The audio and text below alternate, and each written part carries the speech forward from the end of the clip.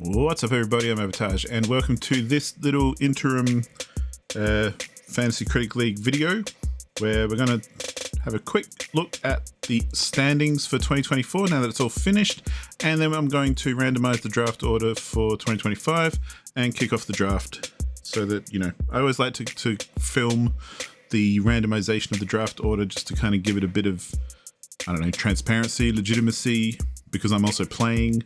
I want people to see that I'm not, you know, gaming it for my own benefit or anything. As we saw this year, I definitely didn't game it for my own benefit because I was way down the bottom.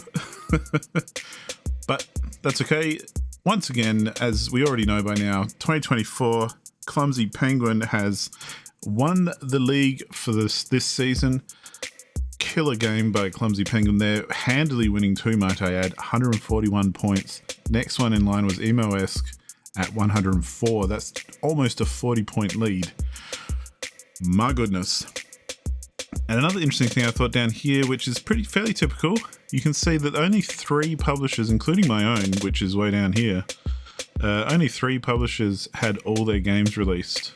So, you know, that's something that's interesting. And I always say that you don't have to have heaps of games released. You can still get ahead with a few. And if we look at even just Gemini Drodson here, who had 6 games released, they're 9th place to my 12th. So they're 3 places ahead of me, and I had 4 more games in there. I always had 4 more fuck-ups, basically, but that's where we go. But we do have 9, 8, and 10 for the top 3. And you can see that a lot of budget's been spent as well, so they've definitely picked up some different ones throughout the year and that sort of thing. So yeah, that was 2024. I mean, I might go through and do a bit of a more in-depth look or something, but I think 2024 for me at least was kind of epitomized by nothing too outstanding, if that makes sense. Like, there were lots of good releases and stuff throughout the year and lots of valuable releases as well, but compared to, say, 2023, which I felt was like banger after banger after banger, this one felt just a little bit flatter, but maybe I'm saying that because I didn't do very well at all. So maybe it just felt that way from my perspective. But there's a couple of good things to look at here as well, like not to call out Pokepaw, but you can see empty counterpick slot, that leads to a minus 15. Always worth remembering those if you want.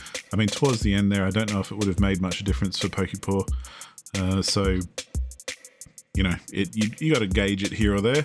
But even this one, you can see, sorry, we're closed for Caffrel.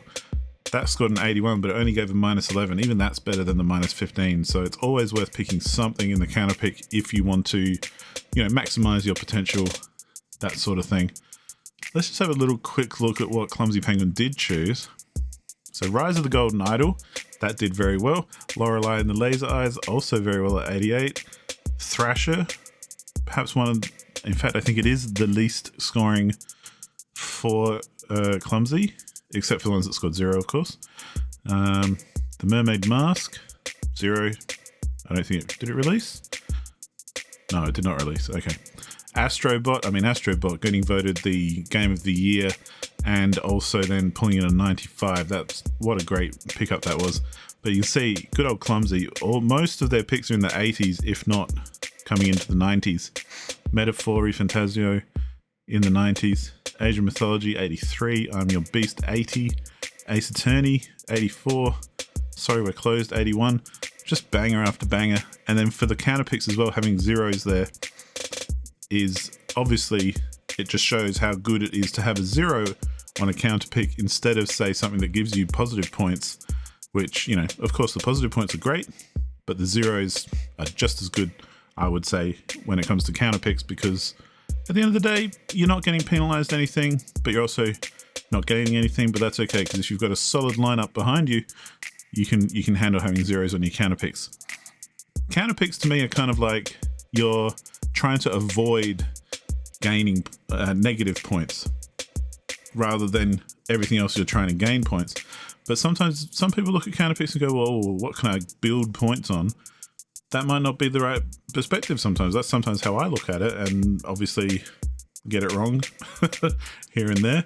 But even 0 on counter picks is obviously very much worth it, because here we've got Clumsy with almost a 40-point lead, which is, you know, phenomenal. So well done, Clumsy. Congratulations on that. Very well played again. That's our 3rd time that Clumsy has won. So as we head into 2025, let's all see if we can topple the champ, or if Clumsy can actually bring it back and make things happen. So this is our 2025 league. As you can see, we've got a few less players. We've got like 4 less, which is actually kind of good, I think. There's ups and downs to having more or less players, but I think having 13 players is actually a good number. It's, you know, it's not so many that it becomes a huge fight for the big games, but it's also enough that it remains, you know, competitive and different and that sort of thing. So here we go. Everyone that we've got back, we've got myself, we've got Caffrel with Points Projected Productions, we've got R2D2 with Sadness Incorporated. Such a sad name.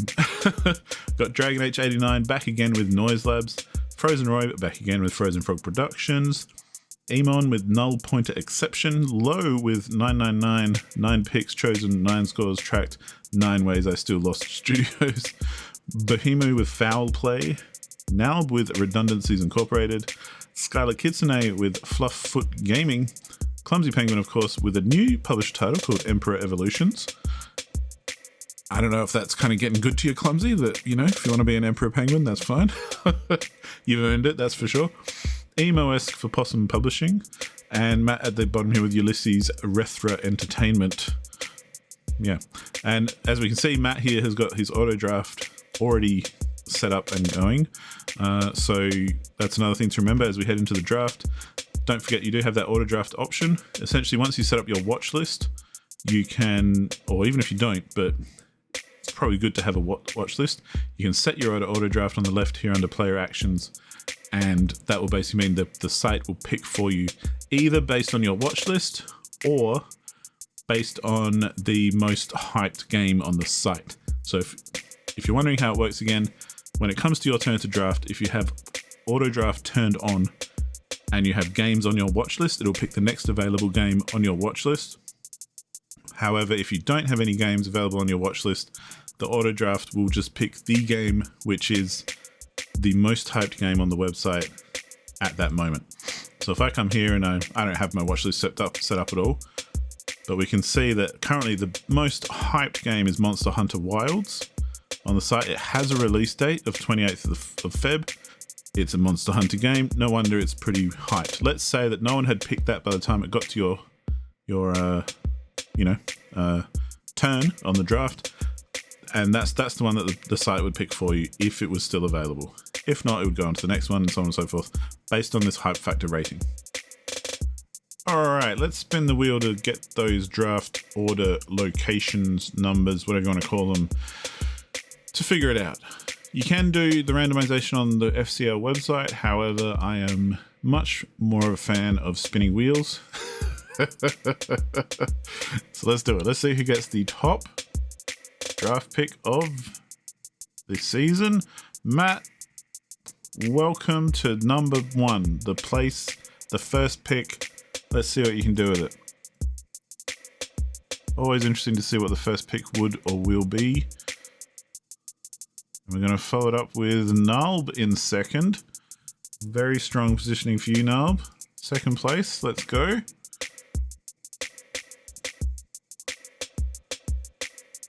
Followed with Emon. Well done, Emon, you're in third.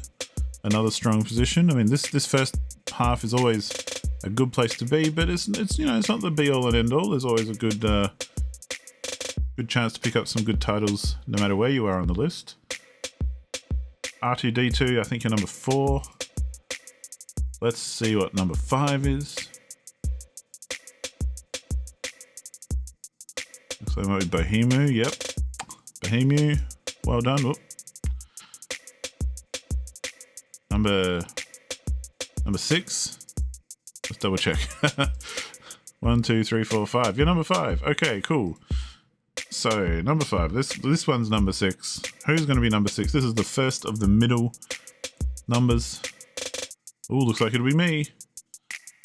I'll be number 6. Thank you to me. Well done, me. Thank you, me. Very good. Number 7, the other side of the halfway mark. Who's it going to be? Caffrel, by the looks? Caffrel, you're right there in the middle with me at number 7. Arguably an interesting position in the ladder to be with our snake draft, because getting to pick very regularly but not necessarily close together. Dragon coming in number 8, very respectable. Good to have you again, Dragon. Always a pleasure. Let's see who else will be coming in at number 9, Frozen Roy. Heading into the back of the pack here. I wonder if everyone will be pleased to see that Clumsy is towards the end of the pack. Although I'm sure the other ones here would like to be ahead of them, but Clumsy, you're in. I swear I didn't know that was going to happen, but it did. So welcome, Clumsy. Number 10, I believe. This is number 11. And remember, someone's always got to be at the back, but don't forget, you get the end of the first round picks, but you get the very beginning of the second round picks.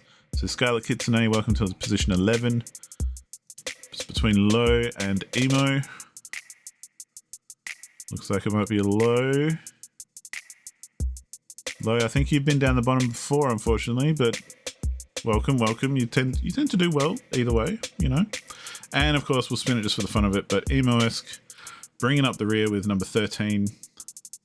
You get the last first round pick, but always remember you get the first second round pick, which is a very strong position to be in as well, I think. And, you know, I think it is good compensation. If you miss out on that first round, you do absolutely get that second round. So there's our order.